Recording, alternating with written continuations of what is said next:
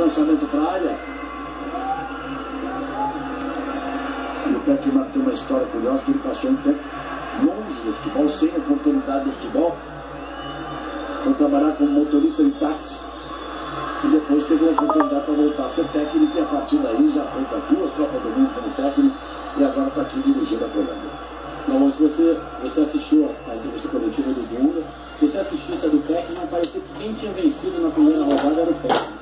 Deu muita risada, brincou com os jornalistas, brincou com o Quadrado que estava ao lado dele na entrevista. Estava leve, embora pressionado por conta da derrota, mas estava muito leve na entrevista coletiva ontem. Talvez tenha sido a experiência dele, porque na entrevista de um dia antes, a imprensa colombiana massacrou o Ramos Rodrigues. Chegaram a perguntar para ele: Neymar mostrou, o Messi mostrou, o Alex Sánchez mostrou, e você vai mostrar alguma coisa quando?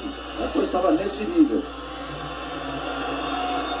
Vamos ver agora na cobrança agora, Neymar, aí, que tal? Hora de mostrar, tá bem de longe, mas ele bate muito bem, pega muito bem na bola, olhar fixo pro Neymar, ali a barreira da Colômbia, cobrança de longe, a distância que ele tocou da bola tá mais curta, que ele vai tentar um lançamento na área ali para Miranda, para Firmino, para Thiago Silva, eles ficam discutindo com o Falcão Garcia, aí o Neymar partiu, pé direito, jogou, meio que pro gol, meio que para tentativa de aproveitamento de alguém chegando ali na segunda.